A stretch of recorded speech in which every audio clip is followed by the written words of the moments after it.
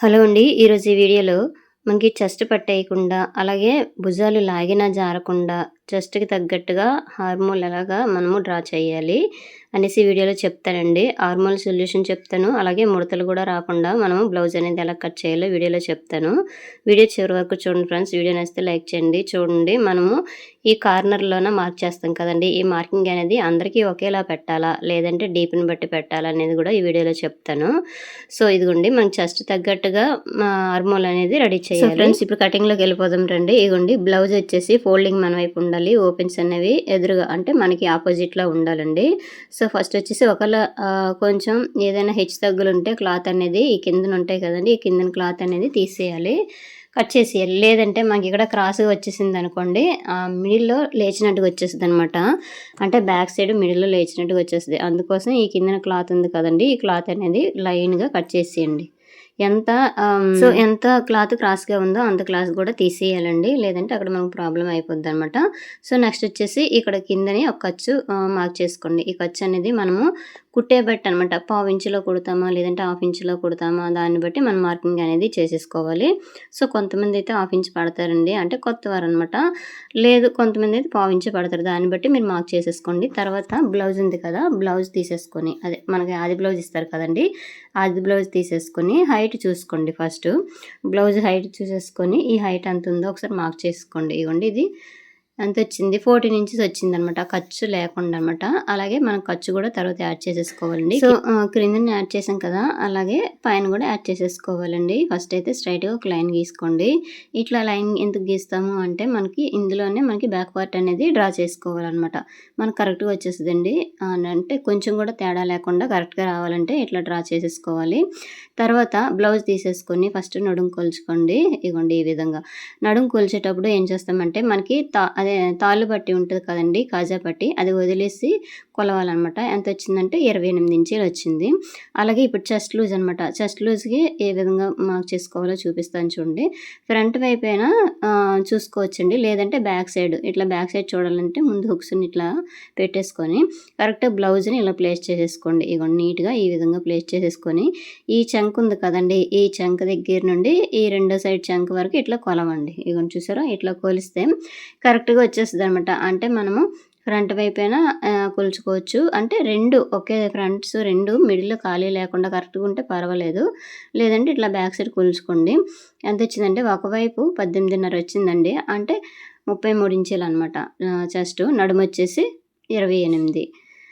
So, చూసారు కదా! తర్వాత ఇప్పుడు నడుముకి మార్క్ చేస్తున్నాను చూడండి. 28/4 కదండీ! 7 ఇంచెస్‌కి. అలాగే 1 ఇంచ్ డాట్‌కి, అలాగే 2 ఇంచెస్ ఏమొచ్చి ఖర్చు యాడ్ చేసేసుకోవాలి. ఇగోండి, ఈ విధంగా ఖర్చుగా యాడ్ చేసేసుకోవాలి. సో, నెక్స్ట్ వచ్చేసి ఇగోండి, ఇప్పుడు చెస్ట్ పాయింట్ అనమాట. చెస్ట్ /4 అనమాట.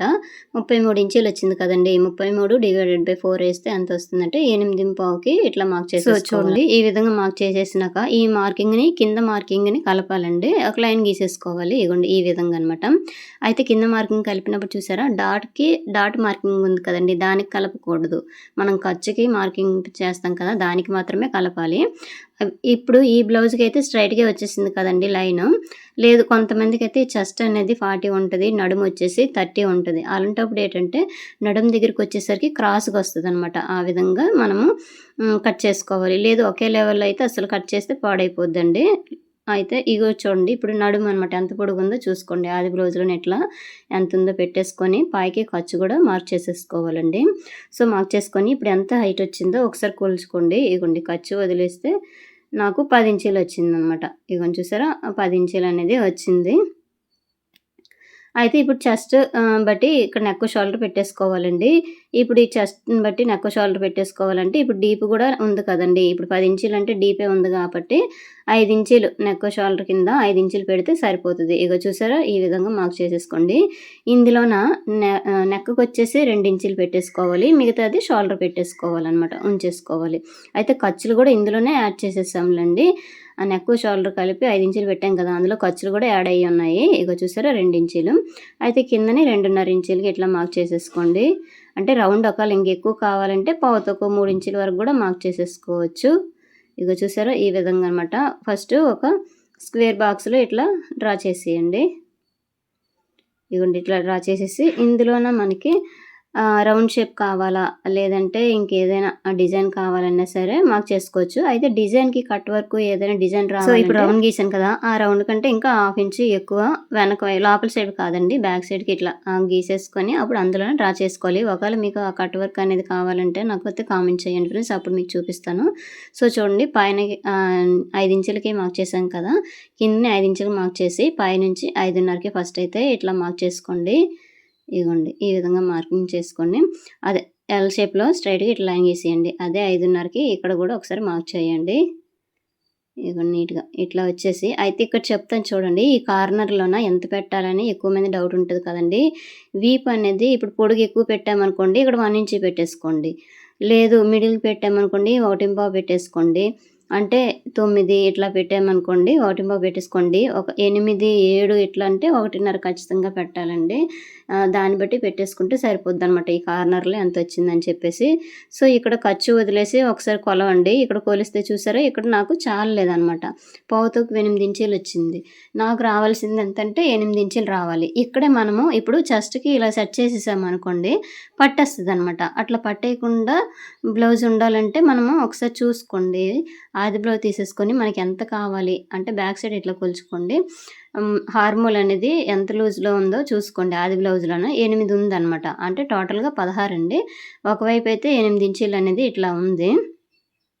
ఇగోండి ఈ విధంగా ఉంది కదా!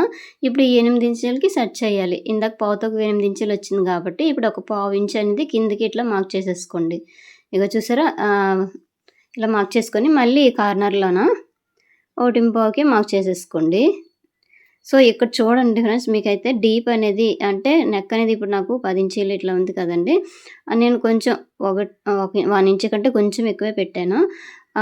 ఒకవేళ తక్కువ ఉందనుకోండి 8 ఇంచులు ఇట్లా ఉందనుకోండి అప్పుడు 1.5 ఇట్లా పెట్టేసుకోవాలండి చూసుకోండి. సో, తర్వాత ఇప్పుడు చూడండి మళ్ళీ మార్క్ చేశాను కదా! ఈ రౌండ్ దగ్గర మళ్ళీ కొలుస్తున్నాను. ఇప్పుడు 8 ఇంచీలనేది వచ్చేసింది. ఇప్పుడు నేను థంబ్‌నెయిల్‌లో చూపించేటట్టుగా చెస్ట్ లూజ్‌కి ఆర్మ్ లూజ్ అనేది ఈ విధంగా మ్యాచ్ చేయాలండి. అలాగైతే భుజాలు కూడా జారవు. అలాగే కరెక్ట్‌గా ఫిట్టింగ్ అనేది కుదురుతది. భుజాలు ఎందుకు జారుతాయి అంటే ఇప్పుడు ఫస్ట్ మార్క్ చేసాం ఇందాక రౌండ్‌గా అక్కడటే పెట్టేసి కట్ చేసామనుకోండి టైట్‌గా పట్టేసి భుజాలు జారిపోతాయి. లేదు ఇప్పుడు రెండో రౌండ్‌లో మార్క్ చేసాం కదా! ఆ రెండో రౌండ్‌లోనే మార్క్ చేసిన దగ్గర మనకి కరెక్ట్‌గా పెట్టామనుకోండి అక్కడ భుజాలనేవి జారవనమాట ఆ విధంగా. సో, తర్వాత కిందన ఇట్లా డాట్ వేసుకోవాలండి. మీకు డాట్ చాలా సార్లు చెప్పాను. అయితే క్రాస్‌గా కూడా ఈ విధంగా మార్కింగ్ అనేది చేసేసుకోవాలి. సో, చూసారా? ఇక్కడ చూడండి రౌండ్ దగ్గర నేను ఇంటూ మార్కుల్లా పెట్టాను కదండీ! అది ఎందుకంటే ఇది వర్క్‌దనమాట. వర్క్ బ్లౌజ్ ఎప్పుడైనా సరే ఈ ఫ్రంట్ అది కట్ చేసేయకూడదు ముందుని నెక్ అనేది స్టార్టింగ్ కట్ చేసేయకూడదు. తర్వాత అనమాట కట్ చేయాలి. సో, తర్వాత ఇక్కడ చూడండి క్రాస్‌గా కొంచెం స్లోప్ ఇవ్వండి కట్ చేసేటప్పుడు. భుజాలు జారకుండా ఉంటాయి. ఒకవేళ ఇంకా డీప్ అనేది ఇక చూడండి ఇక్కడి నుంచి ఇక్కడ ఇంతే పెట్టామనుకోండి ఒక 2.5, 3 ఇట్లానే పెట్టామనుకోండి. ఇక్కడ కొంచెం ముందుకు జరుపుకోవాలి. ఇక్కడ కొంచెం ముందుకు జరుపుకోవాలి. అప్పుడు ఈ నెక్ అనేది విడ్త్ ఇంకా తగ్గుతది. ఇప్పుడు 2 ఇంచీలు ఉంది కదండీ! ఇంకా 1.5 కూడా రావచ్చనమాట. ఈ డీప్ పెరిగే కొలది మాత్రం ఇక్కడ 1.5 కూడా రావచ్చు. ఆ విధంగా చూసుకోవాలండి. అలాగైతే భుజాలు జారకుండా పట్టేసినట్టు ఉంటది. వీపు కూడా బ్రాడ్‌గా కనిపిస్తది. అలాగే ఫిట్టింగ్ అనేది బాగా కుదురుతదండి. సో, చూసారు కదా! ఎప్పుడైనా సరే ఈ విధంగా మనము ఆర్మోల్‌కి అలాగే చెస్ట్ లూజ్‌కి మార్క్ చేసుకోవాలి. కార్నర్‌లో గూడా అదే చంక దగ్గర కార్నర్‌లో గూడా ఎంత ఇవ్వాలో గూడా అది గూడా మనకొక పాయింట్ అండి. లేదా ఎక్కువ ఇచ్చేసామనుకోండి రౌండ్ షేప్ ఇచ్చే దగ్గర కార్నర్‌లోన అక్కడ ముడతల్లాగా వచ్చేస్తాయి. క్లాత్ అనేది ముడతల్లాగా వచ్చేస్తదండి. చూసుకోండి. దాన్ని బట్టి మనం బ్లౌజ్ అనేది కట్ చేసుకోవాలి. సో, ఇక్కడ ఇంటూ మార్కులు ఎందుకు పెట్టానంటే మీకు చెప్పాను కదా! ఇది వర్క్ బ్లౌజ్ అనమాట. వర్క్ బ్లౌజ్ కాబట్టి స్టార్టింగ్ కట్ చేసేయకూడదు. తర్వాత మనం కుట్టేటప్పుడు అది కట్ చేయాలి అందుకోసము. సో, ఇప్పుడు మార్కింగ్ చేసే మీద కట్ చేయండి. ఇక్కడ చూడండి కింద లైన్ ఉంది కదండీ! కింది లైన్ నుంచి ఇలాగా కట్ చేస్తున్నాను. అదే పై లైన్ నుంచి కట్ చేశాననుకోండి అప్పుడు పట్టేస్తది. భుజం పట్టేసిందంటే టైట్‌గా ఉందంటే జారిపోద్దనమాట భుజం అనేది. సో, చూసారు కదా ఫ్రెండ్స్. ఈ విధంగా ఎప్పుడైనా సరే మనం బ్లౌజ్ అనేది ఈ విధంగా మార్కింగ్ చేసుకొని కట్ చేయాలండి. అంటే మనం చిన్న పాయింట్ కూడా మిస్ అయ్యామనుకోండి, అక్కడట ఒక ప్రాబ్లమ్ అనేది వచ్చేస్తది. అందుకోసం ప్రతీదీ కూడా అంటే చెస్ట్ లూజ్ బట్టి నెక్ షోల్డర్ ఎంత పెట్టేసుకోవాలి. అప్పుడు అంటే డీప్‌ని బట్టి ఈ చంక రౌండ్‌లో కార్నర్‌లో ఎంత పెట్టాలని చెప్పాను కదా! వీడియో నచ్చితే లైక్ చేయండి. Thank you.